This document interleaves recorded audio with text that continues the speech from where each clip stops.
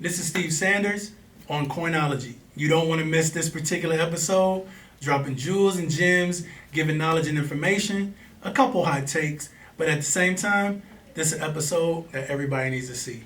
Stay tuned. Welcome to Coinology, the podcast. Hey, welcome to a new episode of Coinology, and I want to welcome none other than Steve Saunders into the studio. What's going on, Ebony? How you feeling?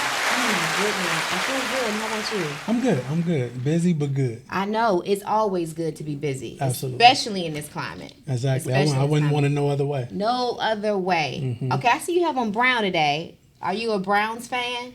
You know what? I'm from Cleveland, so by nature, yeah, I'm a Browns fan. Okay. Our team hasn't been too good in the past couple decades, but you know what I'm saying? We're working through some stuff, and we're going to get there eventually. Former NFL player. Absolutely. Were you in pursuit of playing for the Browns? Yeah, I was. So I grew up as a Browns fan in Cleveland, and all I ever wanted to do was play for the Browns. Okay. So when I went to college and, got some opportunities, became a standout, it just got to a point to where I started seeing a lot of recruiters from Cleveland, from the Browns. So I started to realize it could potentially be a real thing for me to play in the NFL and go back home to Cleveland. And it just so happened that's what happened. So my first 3 years in the NFL, I spent in Cleveland with the Browns. Okay, so do you have a lot of brown clothing because of that? No, it is not related to that. You know what? Earth tones just work well with my skin tone. It came in today, yeah, right? You know what I mean? So. All right, and I know because me and you, we talk a lot about fashion. You probably one of the coldest brothers I know about fashion too, right? I appreciate that. Yeah, cold. So let's go all the way back. Go all the way back. So you mentioned you were from Cleveland, right? Yep. Did you come from a two-parent household? What was your upbringing like? No, so you know what? I'm the youngest of three. Okay. I have a brother and a sister. They're both 6 years older than me. My brother's 12 years older than me. My sister's 6 years, so we're all 6 years apart. Wow. And my upbringing was really, I grew up in inner city Cleveland. I grew up in a rough community. Of course, every city thinks that their area where they grew up at is the roughest, but I grew up in a pretty rough community and area in Cleveland, and I grew up without a father. So I grew up with not knowing my dad, not never seen a picture of him, don't know what he looked like. How did that impact you? You know what? It didn't directly impact me as a kid because I developed this mindset of, I'm going to make it in spite. So I'm going to make it regardless, and it's going to be his loss and not mine. Did you develop that from mom teaching you that, or how did you get to that point? No, we honestly, my mom, we didn't talk about it. It wasn't a conversation. So you never said, Mom, where's Dad? Eventually, it got to that point where, actually came out of an argument with my sister and I. And you know how siblings are, and they start saying different things. And then I, kind of got a little frustrated and was like, wait a minute, where is my dad? Like, who is he? And started asking a couple questions, but it never really bothered me. And, just growing up in different communities, I've always had positive role models that were coaches. So as a kid, to stay out of trouble in those areas and community, I played sports. Anything I could with a ball. So growing up, baseball, basketball, football, anything I could. And as I grew older, I started to develop a talent, and people started to take notice. Had a level of talent that was really one that you could see stood out above a lot of Very the kids. Early. Yeah, real early. Like, I remember being 8 years old playing pickup football with grown men.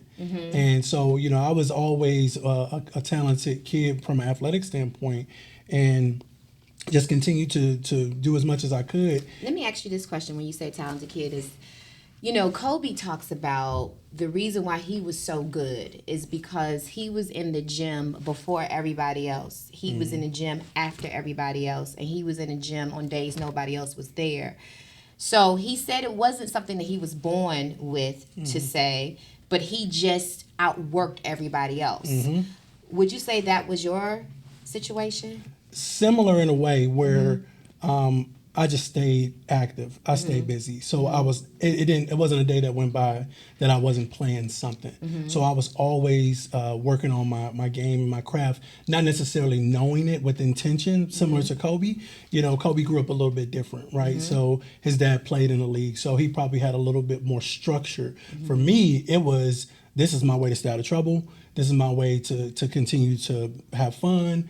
And I just kept going and I just kept going. And as I got older, I started to develop a work ethic, and that work ethic just continued to expand and develop over time. So it went from being, really good at basketball, which was one of my first loves. And I thought I wanted to go to NBA. And then I developed and learned how to play football. And it was somebody else's dad who was like, hey, come play with my boys and come play football. Never picked up a ball before. And I was like 7 years old and started to develop that talent then. Then when I got to middle school and high school, it became track.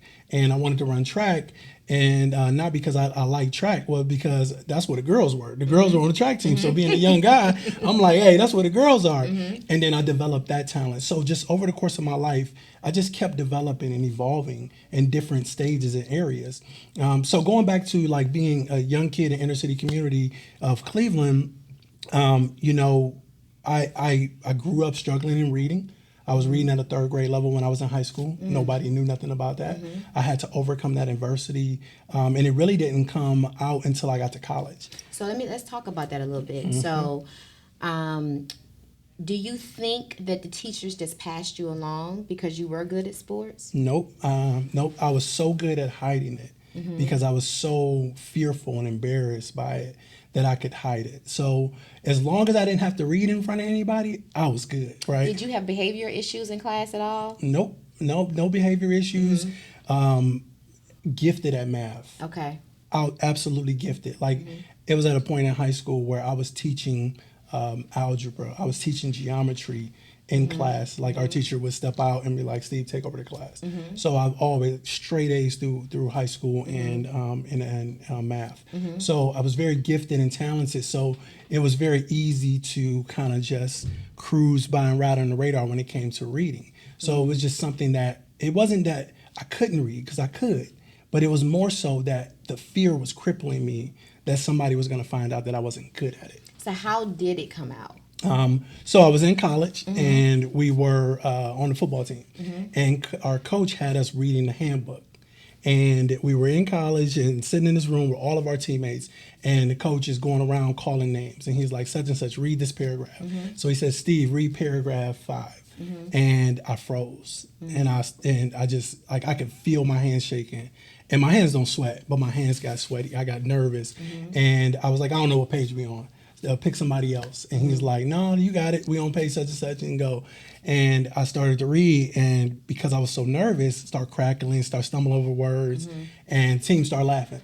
And that point right there for me was like, you know what? I'm sick of this. Did the coach interject at all there? No, he was just like, pay attention. He kind of just didn't really notice it, or didn't want me to feel bad about it. One of the two. But it was actually a coach who I ended up going to and saying, like, Coach, I need help with this. Okay. And his wife at the time was actually an English teacher in high school.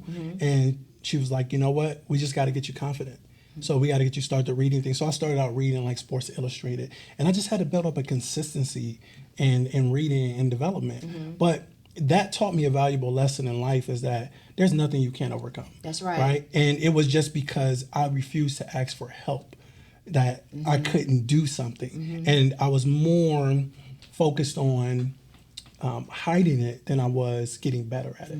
And once I got better at it, once I gained the confidence at it, I mean, I went from, reading at a third grade level to graduating from college to becoming a published author, right? So that just really speaks to people being able to overcome adversity in life, and just understanding that you're not the only one struggling with it. Because then when I found out. It also speaks to the importance of mentorship. I know you do a lot of mentoring too, naturally, because I think a lot of times people assume you have to have a father in the household to have that male presence or that male development.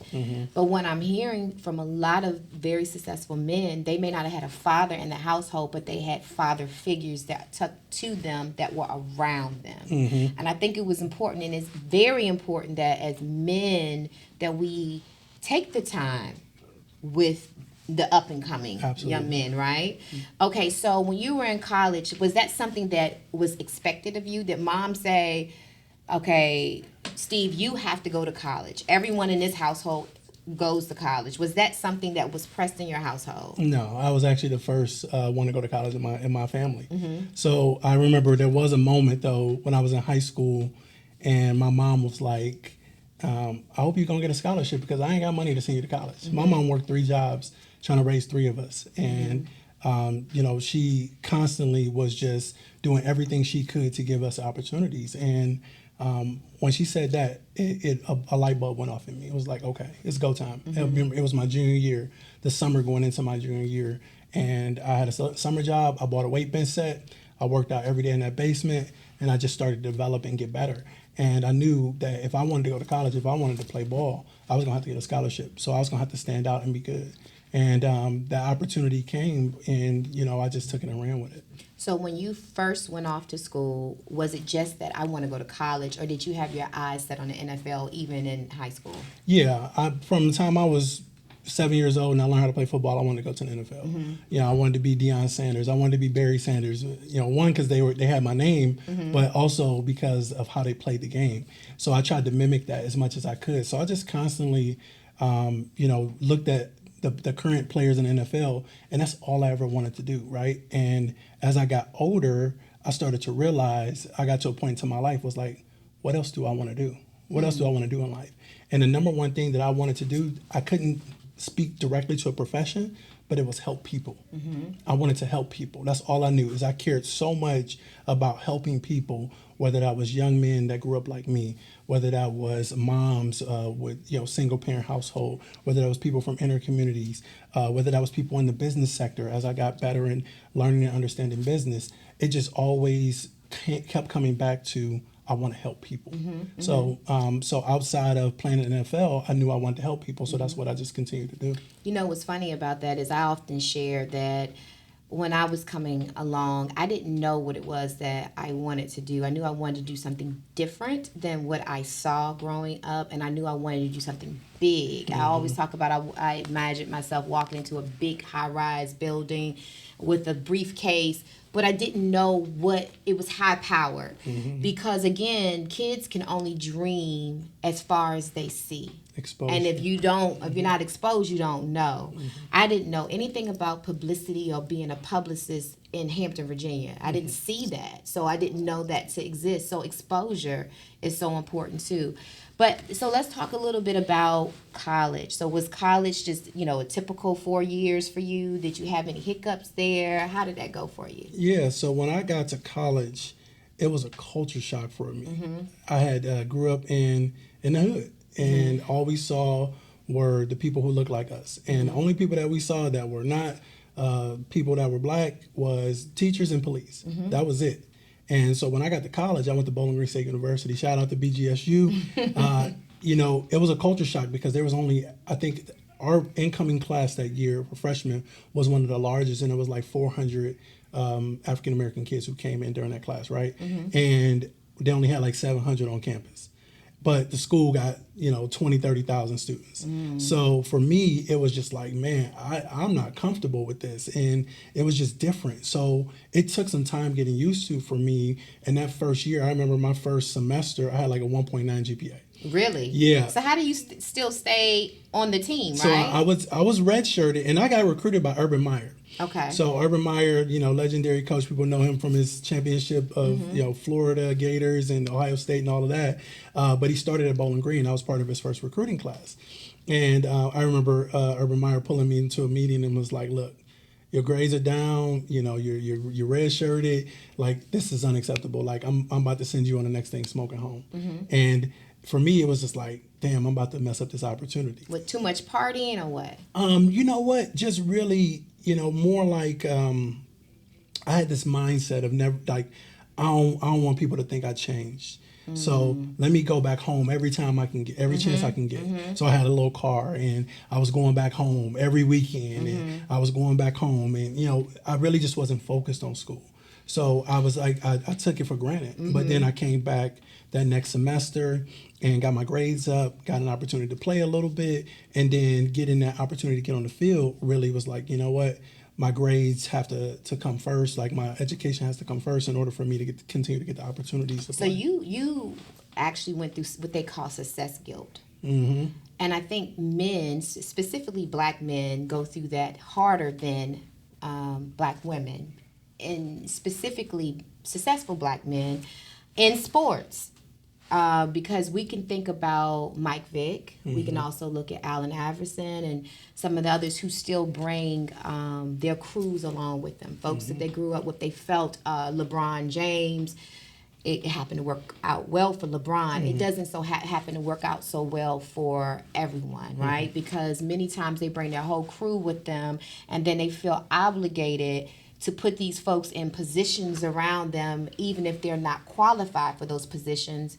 And what ends up happening so many times, Steve, is that individuals that started off with admiration end up with envy and jealousy, and then that becomes the thing that destroys the empire. Did you feel a need to carry your guys from back at home with you on this journey?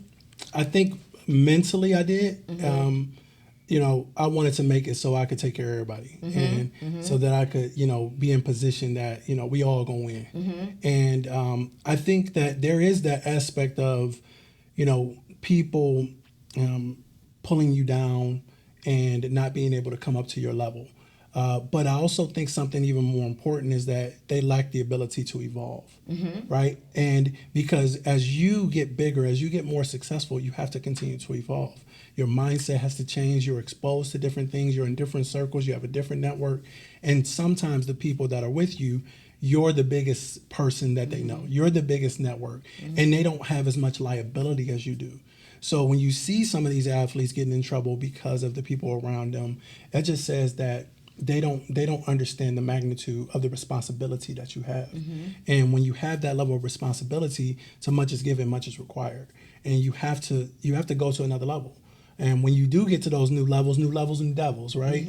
And so it just continues to be this cycle of that you always have to be one step ahead. And if you're not, then you find yourself in a position to where you could potentially lose what you have and what you built and what you work for. And that's never a place that any of us want to be. Not a man, not a woman, not anybody. Because how long did it take you to get to that point? Was it senior year of college? When did you say, I'm not about to lose this opportunity? I think it was probably that freshman year after I got that 1.9 GPA, and I was like, you know what? I was like, look, I gotta study. No more video games, no more partying and kicking and going to every party and icebreaker every weekend and going home. I gotta sit my butt down and stay here and get focused. And as I did that and develop it, it was hard at first, but it became easy. And then by the time I got to become a junior, senior, I was a captain on the team. I was balling out on the field. And I started to see that this was real for me to make it to the NFL. And that became addicting because it was just like, I got to do everything possible. So it was almost uncomfortable for me to start going to parties at that time. So because I was so locked in. So I just stayed locked in. I, ended up buying a football catching machine called a jugs machine. I bought a jugs machine and had it at my apartment. And I would tell all the wide receivers, all right, Thursday night, we catching balls. Everybody got to catch 150 balls. So we started doing things like that, and it just made us individually better, but it made our team better. And we ended up having one of the best offenses in the country that year. And that was like 2005 when I graduated. So draft. Did you go into draft junior year, or did you wait until senior before you enter that season? I had an opportunity to leave early and go, but I didn't. I ended up staying, and we had a really strong team, really good quarterback who was a Heisman Trophy candidate. So I stayed, and I ended up playing and having a really good season. Scouts were at our practice all the time, so I felt real good about going to the NFL. I remember draft night, my phone was ringing, my agent was calling me, and he was telling me that teams are gonna draft you. So it was like the 5th, 6th, 7th round of the draft, and my phone is blowing up. Two teams called and said they're getting ready to draft me with the next pick. They draft somebody else. So I didn't get drafted. And I remember towards the end when that last team called and said that they were going to draft me, but they didn't, I turned my phone off. So I turned my phone off and I was done. I was like, you know what? I want to go to sleep. I ended up going to sleep for a couple hours. I wake up, got 15 voicemails. My agent blowing me up. Finally, I get on the phone with him and he's like, look, nobody drafted you. That's cool. You got 3 teams to choose from. He's like, you got the Saints, you got the Browns, and you got the Steelers. Well, I'm like, I'm definitely not going to Pittsburgh because I'm from Cleveland and we don't like the Steelers, right? So that was a ignorant mindset because the Pittsburgh Steelers ended up winning the Super Bowl like 2-3 years later. And then the same thing with the Saints. They called me and told me they were going to draft me. They ain't draft me. So therefore, I don't want to go there. So they ended up winning the Super Bowl after Katrina. And then I picked the Browns. Browns ain't won nothing. We ain't win nothing. They ain't do nothing. But you know what? That's where I was supposed to be because that was home. So it gave me an opportunity to get involved in the community. It gave me an opportunity to give back. And that's really what molded and shaped me where I am today. Like, some people know me from my days of playing and being from Cleveland and playing for the Browns.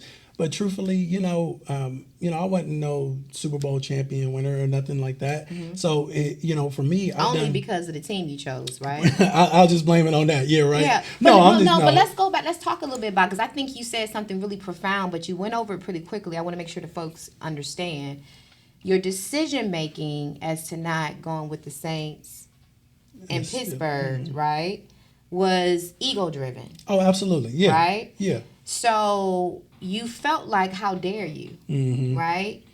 And that determined your decision because had that not been the mindset, which would you have chosen?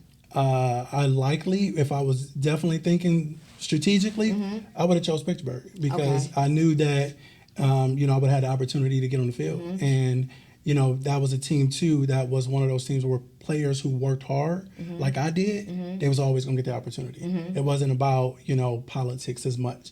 They wanted to put the best people on the field, and they wanted to win games and win championships. So your agent never said, wait a minute, let's think about this. Are you sure you're making the right decision here?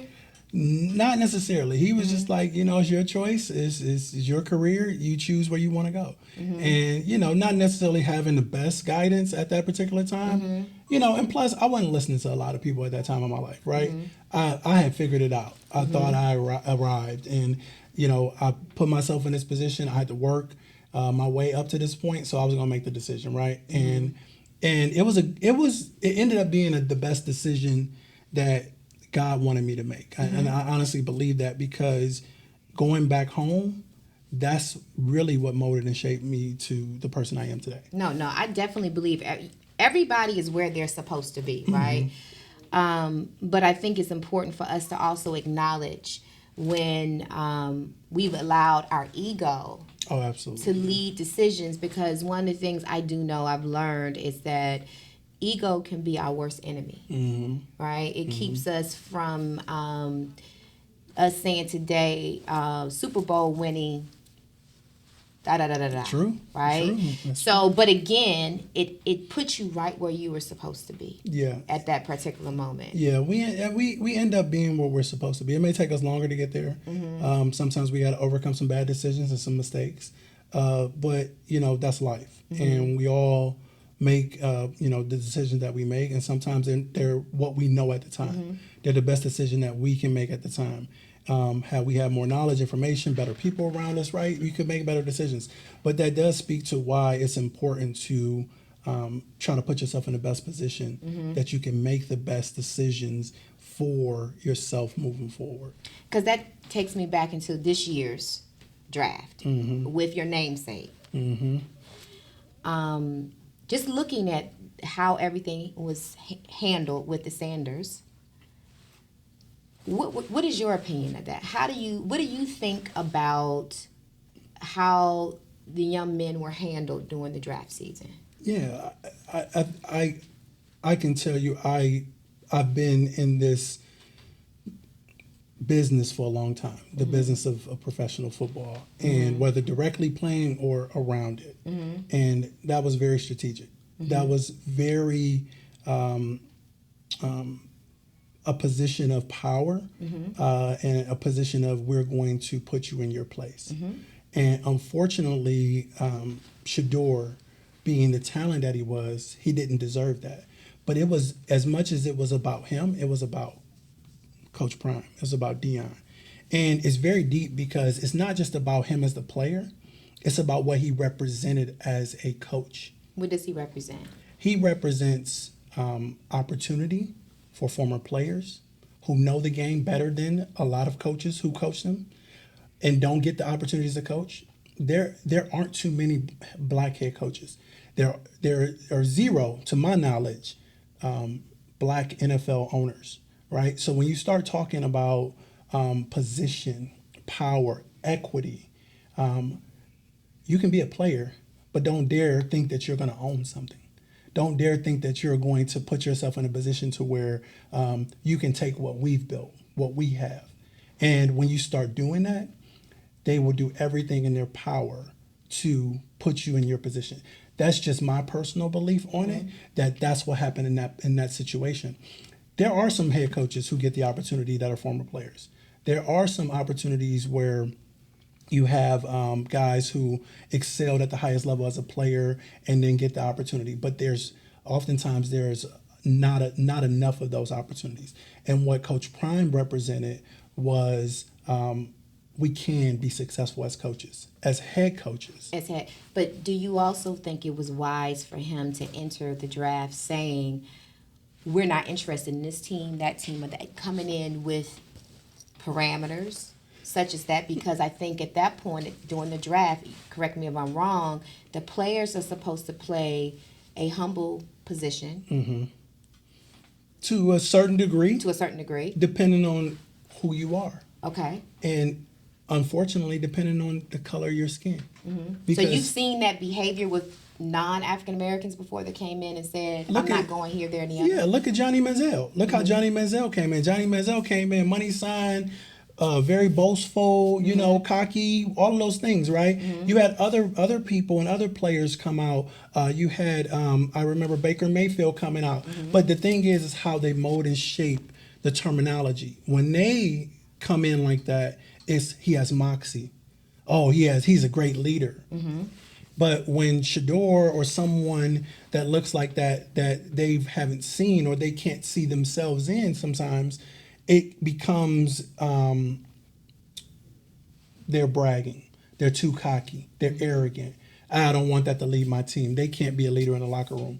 When in fact, the majority of your locker room looks like that. The majority of your locker room is, and especially in the NFL locker room, is cocky. You want cocky when you players. Get to that point, most of those guys are going to be cocky because they're the best of the best of the best, exactly. Right? And then they gravitate to people who know how to play ball and who know how to win. But let's talk about this though, Steve. Okay, so the NFL is a business, it's an organization, and the rules are there. They're structured, and in any organization, the rules are not changing for a person.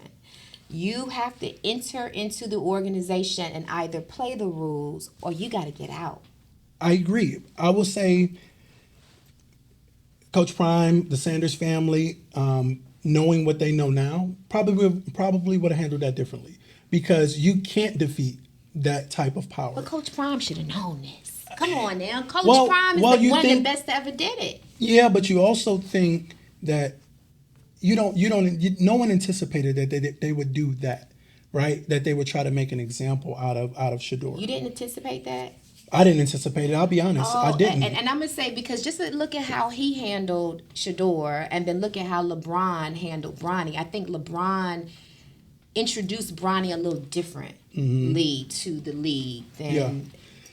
And two totally different kids, right? Two totally different young men. Their demeanor, how they operate, I think very similar situations, because you have a high profile, successful athlete who's the father, and then a child who has the ability to play at the professional level. But I do think that it was definitely a mistake to isolate themselves from other teams. But I don't think that should have been what made him drop to the 5th round. Let's look at this. So let's look at 3 different examples.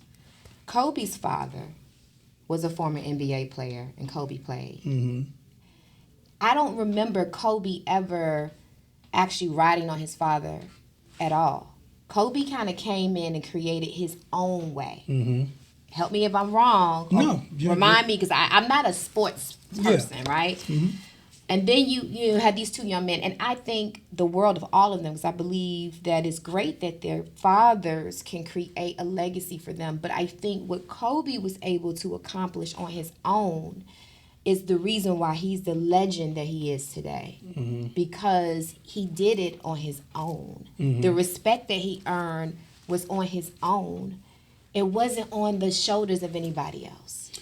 Well, I will say this, and Kobe, rest in peace for sure. But Kobe had an estranged relationship with his father, and you look at the dynamic between Bronny and LeBron, and they have an amazing relationship. But the estranged relationship came after he got married.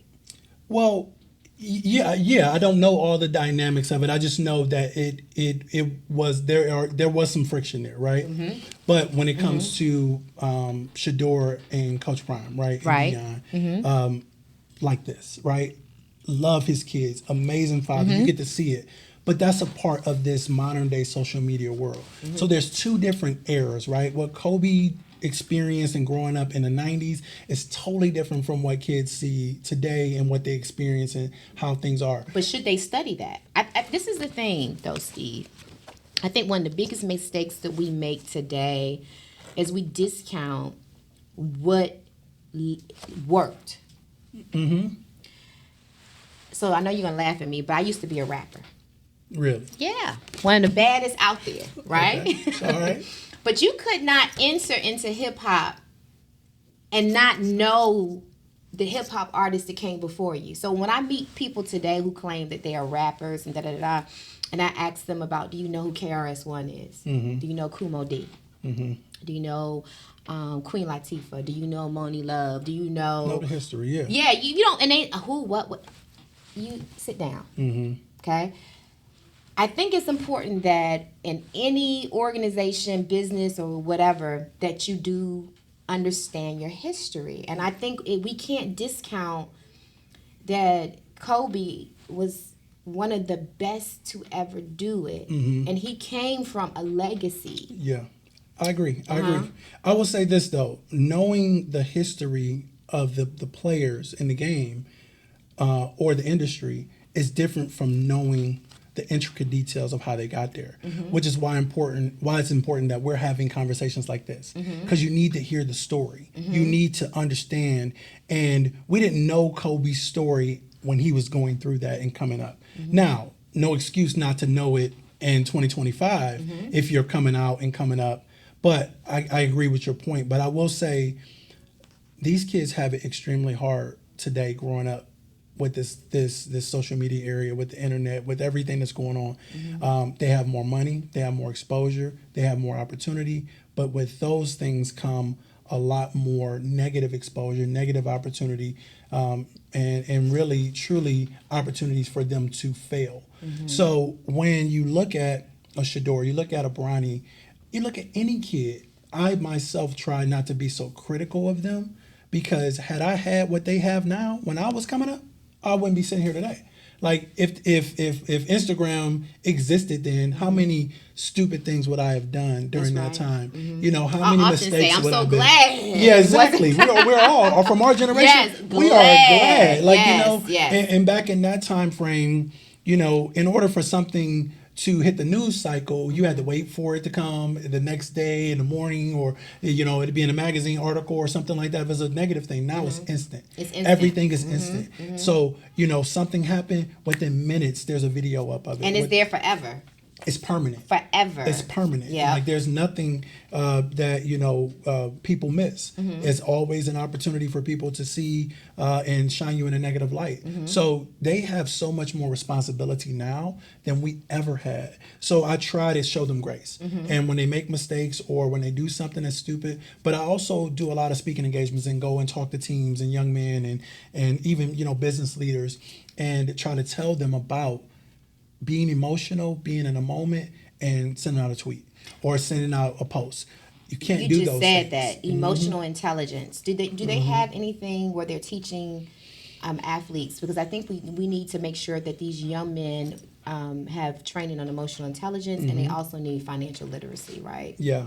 I think that now with some of the NIL stuff that they have coming up, there's a lot more financial literacy.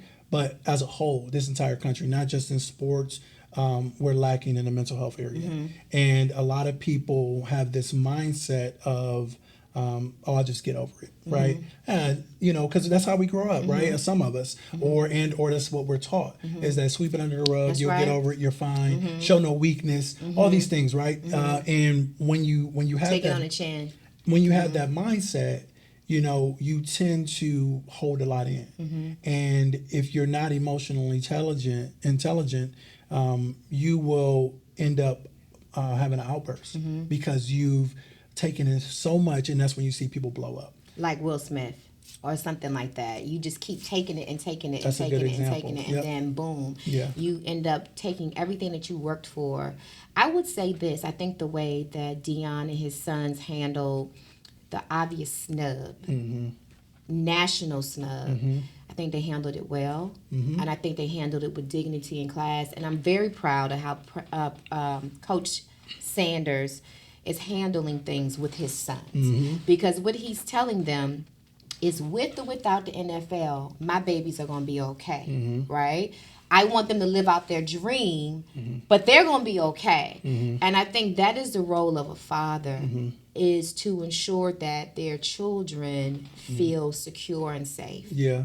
I think it's also a good example for people to understand that you can't judge a book by its cover. And what I mean by that is the glitz, the glamour, the jewelry, the nice watches, the clothes, all that stuff.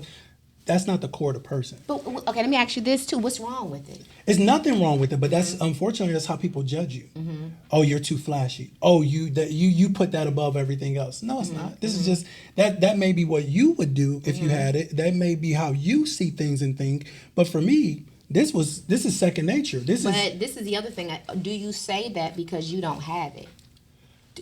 Some is people, that the reason why it's now too flashy, because you don't have it? Yeah, absolutely. A lot of people do. But again, to me, it's personal preference. That's the way it should be. But for a lot of people, they criticize people who do have a certain things or like to wear a certain type of clothes. But for me, I would never criticize anybody who doesn't, right? So if that's your style, that's you. That's what you do. But sometimes we're on the opposite end and you get criticized for it because people just don't understand. But the point is that, the way I love my children, the way I love my wife, the way I love my community, the way I encourage people, how I pour into people when nobody's watching. All those things are really who I am. So don't judge Coach Sanders and Shador Sanders by the flashiness in those things.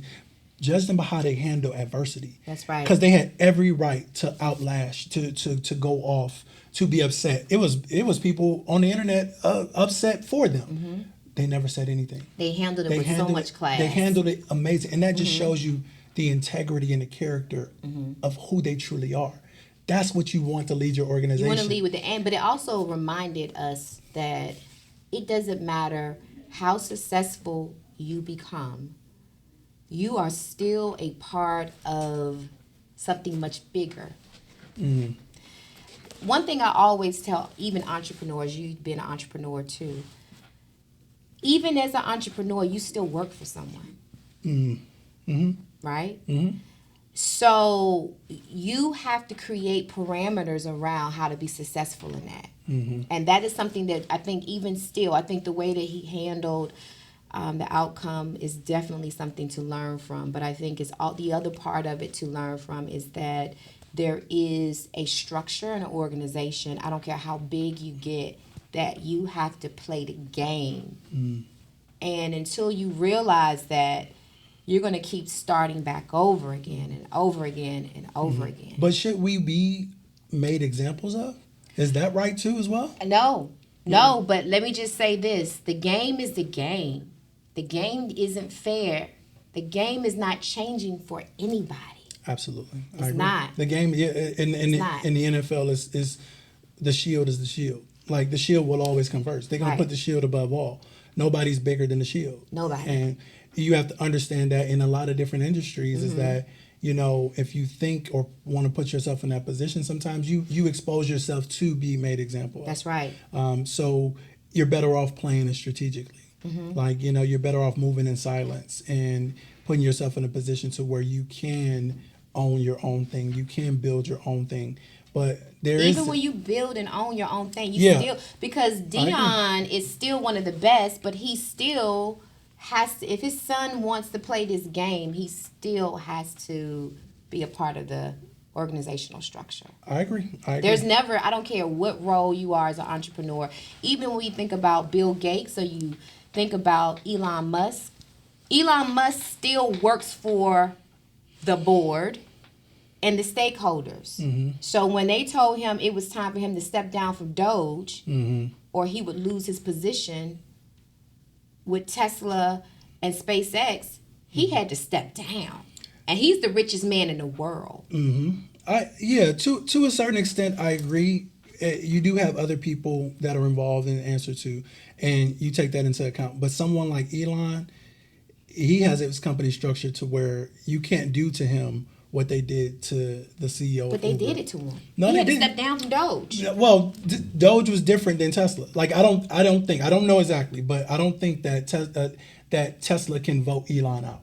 I think he may have it set up to where he always has ownership of a certain percentage to mm-hmm. where he can never be removed. Now, that's a different level of knowledge and a different class for business, right? Right. But I get what you're saying mm-hmm. is that you do have other people involved who have a large voice that you need to take into account as mm-hmm. you're making decisions. You can't just be moving reckless. You can't. And even my point is, even if he were able to, they said, okay, you won't be fired, they would have removed him as the face of the organization because they were losing too much money. Yeah. And power, when you're Elon Musk, the power that he has by being the face of mm-hmm. is so important to them. It's beyond just money at that point. Mm-hmm. But neither here nor there. So we then you graduate, mm-hmm. you're off, yep. you're playing.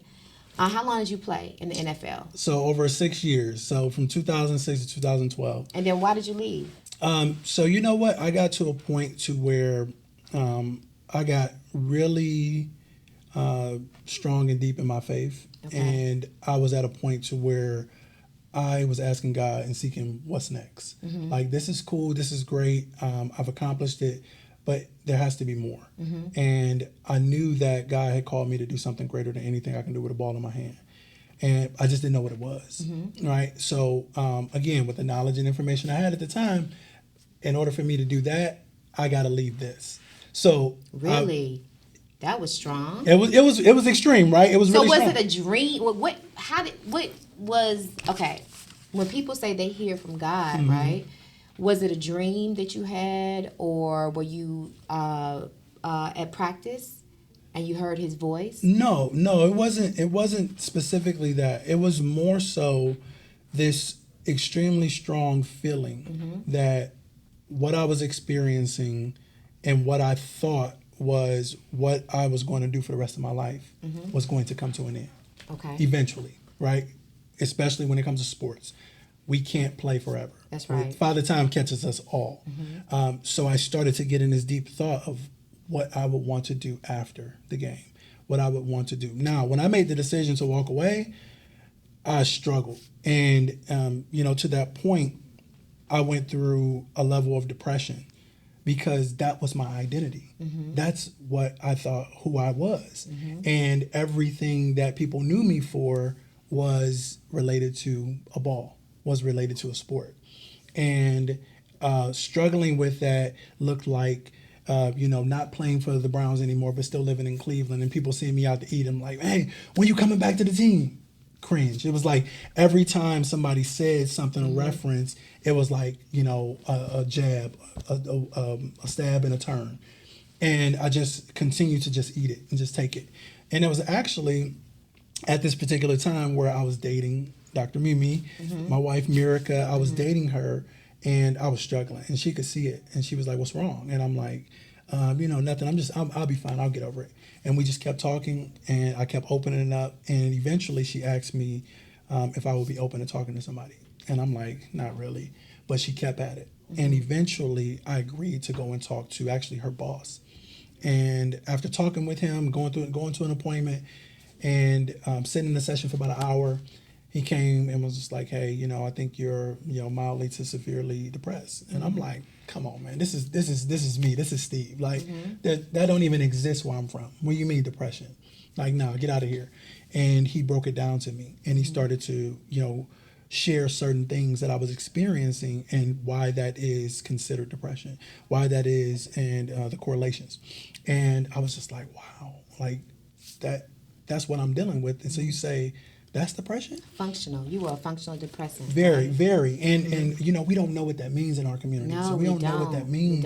We don't. We just say that's just him. Yep, exactly, right? And you get over it, right? And you don't show weakness, like I said before. So and then that's why so many men turn into drugs, alcohol, women.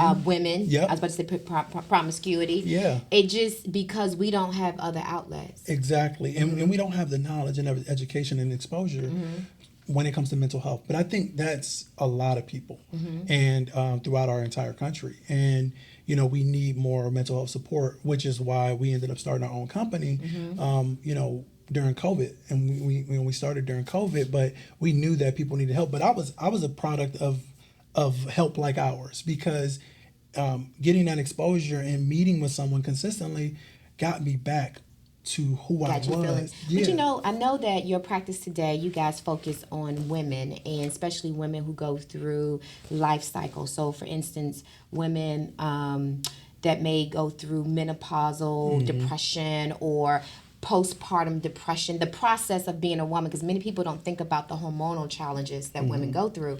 But just hearing your story too, I think even if there was an offshoot or off-put for Black men, especially sports athletes that are struggling and don't have a place to talk, because I can only imagine just the simple fact of you started playing football at 8.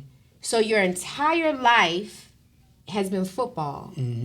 You were the best at it in Little League and high school and college, so much so that you got picked up into the NFL. And then one day, what you were told you were, you have to now say, I'm no longer that. That was everything that you were. How do you process that? You don't have a father to have those one-on-one conversations with. And then this is another thing that is challenging too. Even if you had a father, sometimes I'm challenged with, unless I have someone that has successfully done whatever it is that I am trying to figure out, I can't go to them for advice because they haven't successfully done it. So sometimes I just feel alone. Yeah. And then I'm just there trying to figure it out on my own. That's true. Right? Yeah, it's true. And I'm glad you mentioned that, because for that very reason, we're actually starting a men's group. Good. A group, like a group therapy for men, because it is important. And I've been so busy with so many other things that, I've kind of put it off. But I was just reminded that it's necessary. It is needed. So necessary. And men are coming into our practice with their wives. So we do see men, but our primary focus is women. And sometimes there's group sessions and with a husband and a wife or a significant other. And then you find out that it's not just the woman that's having these challenges and problems. It affects the whole family. And now the husband needs some support. So when we started to have that conversation as our leadership team, it was like, you know what, we need this, but who's going to lead it? And I'm like, I'll lead it. I'm licensed. That's right. That's right. Bravo on that. I'm so glad. Well, we say bravo because that could mean two things to you, right? But congratulations on that. And I know another thing that you guys have done so well in that space, that you did capture national attention. You and Dr. Mimi are on your second season of Married to Medicine, right? And I was so honored to have been your publicist of record when you were going through that decision to do that. Yeah. The thing about it is most people think that making a decision to be a reality star, especially a reality star on one of the top rated TV shows across the nation, is an easy decision. But it wasn't. No. It was not easy for you, at least. What I know there was a lot of hesitation, right? What was your biggest concern about being a national, because you were already a well-known NFL player. Dr. Mimi was already an author and a doctor and, known. What were your biggest reservations about going into that realm? Yeah, I think the number one thing was our covenant, was our marriage. Because unfortunately, you see a lot of marriages that are torn apart, or the level of exposure, people can't handle it, or someone has infiltrated that with negative publicity, whatever it is. There's so many different reasons, right? But regardless, a lot of times you see on the big stage and national platform from reality, you see the household breakup. And that was one thing that was the biggest conversation for us, was that we, no matter what, have to stay bonded and connected, and not let the negative outside noise come in between us. And it doesn't have to be anything big, right? It could be, little murmurs and whispers of, he thinks he's better than her, or she thinks she's better than him. And then it just snowballs into something bigger. And now you're bickering, and you're not on one accord. So you always have to stay on one accord. And we always use this reference of a triangle, right? It's us connected at the bottom with each other, and as long as we stay connected to God, then we're always connected. So we were big on that being a decision, and we sought wise counsel. We wanted to talk to people like yourself. We wanted to understand what was this reality world about. We didn't know anything about it. Only what you see on TV. So right, you don't know the behind the scenes. You don't know the ins and outs of the business. You don't know those things. So unless you have the opportunity to get exposed to people, which we had met you like 4 years prior, and so we had that relationship. So we could come to you. We can come to different people that we trusted in of how we protect our marriage.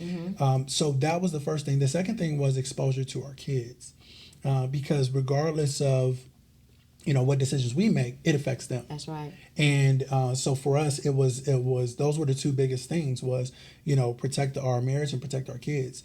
And when people don't know what this reality world is and how it works, but it's different.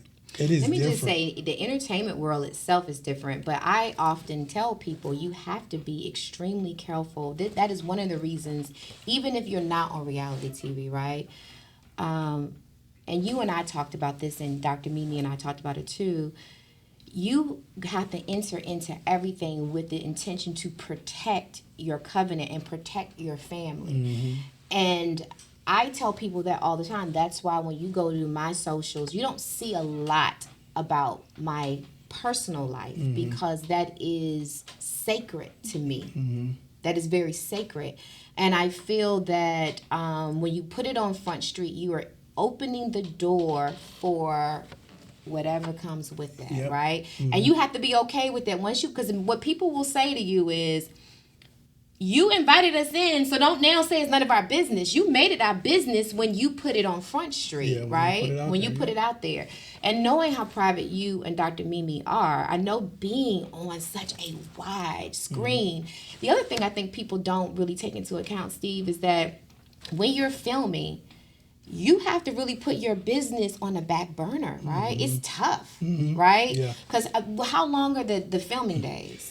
Filming can be long. You could, start filming, depending on what the call time is for filming. But filming could be, obviously there's the prep, there's the getting mic, there's the, scenes that got to get set up, cameras, everything like that. Now you're maybe waiting on other cast members who could be running behind, whatever the case is. Filming could be 6, 7 hours, 8 hours, 9 hours. It could be 12 hours. So then that's the whole day. Yeah, it could be all. It's right. All. You might as well map out a whole day when you're on schedule to film, and you can film anywhere between 3, 4, 5, 6 times a week. So you could film a lot. And you have to understand that this is a job. It's a business. And then people think that it's just during that particular time span. No, once we stop filming, now you got to do green screen. You got to do other edits. You got to do pickups. And you still got to film the reunions. You got to do a lot of different things. And then you get maybe a month off, and then you right back to it. Right back at it again. Yeah. So wow, it's a lot. A lot goes into it. But you're right. You do end up putting your business to a certain degree a little bit different for us, because there's two of us who work together in the business. So if one of us is not filming, the other one is completely focused on the business. So when it comes to it, you do end up compromising a little bit, and you have to a certain degree because you signed up for it. That's right. Right, you made the decision to sign up for it. So to them and to that industry, that's the most important thing. And if you aren't taking that serious and making it important, then it could cause a challenge. And you never want to be average at multiple things. You want to be really good at as much as you can select things, and that's what we're trying to do, is trying to balance that, trying to be really good at that, trying to be really good at running our business. So what's next for you and Dr. Mimi? Well, first, not just what's next for you. What's next for you? What's next for me? For me, I think that I want to get back to teaching. I want to get back to helping people, to developing, being a strategizer, and really, people want to make money, right? And they see people that are successful, but they don't have exposure to them. I want to give people exposure to my knowledge and my information, and what that will look like is developing something for people to learn directly from me of how to build a successful business, how to develop and grow something similar, whether it's the medical field or in business. So that's what's next personally for me in growing and developing that, and already in the making. I'll probably release it soon, but that's what's next. And then as far as it goes for us, it's family. It's our family.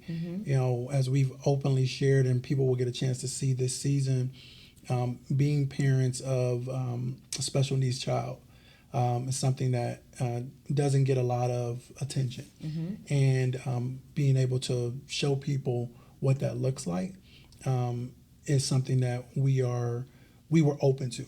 We struggled with that decision, whether we wanted to do that or not, because you know what? The internet is a rough place. It is. And people can be cruel. And your family is sacred. Yeah. And people don't care whether your child has special needs or not. If they don't like you, they don't like you, right? But I think the important part of what you guys did is you said, if I'm going to do this, I'm going to do it with a certain level of class, and I want to make sure I teach people something. And what you're doing, regardless of what anybody has to say, because I always tell my clients, don't read comments anyway, right? Because there's always going to be a hater out there. Always. But you and me, Dr. Mimi, are leading with class and dignity and structure, and you're not compromising, even when the hammer is coming down that you have to. You guys have stayed firm on that.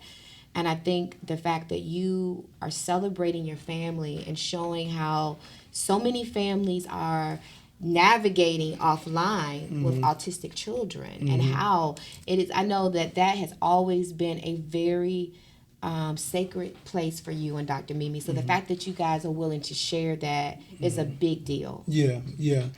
And I want people to understand and know this ain't easy to, because by nature, where I come from, I want to turn up on somebody, like I'm ready to go.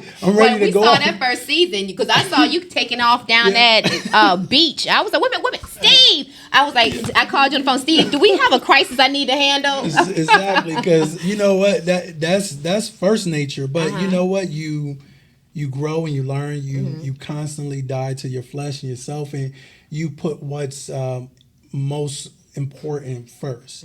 And so it's not easy, having this calm demeanor and very high class, and I'm with you. I'm originally from Shell Road, so exactly, I can go there quick. Exactly, so it's a daily fight, and you want to make sure that you understand that you've been given a great opportunity. There's a lot of people watching, and you do the best that you can and try the best that you can to always carry yourself in a positive light. And we're lights in dark places. That's right. And we're voices for the voiceless. So for those people who don't get this opportunity, we get to speak for them. And that's what people will get to see this particular season from us. is, you know, we standing on business. That's right. And we making sure that people understand that, you know, there's people out there that care about them. I'm so glad you took the time out today to come down here. I learned so much about you. You've always been an open book, but you've always been such a support system for Dr. Mimi that you really don't share a lot about yourself. And you have an amazing background. So thank you so much for coming out and spending some time with us here in the studio. And thank you guys, and we'll see you next time on Coinology.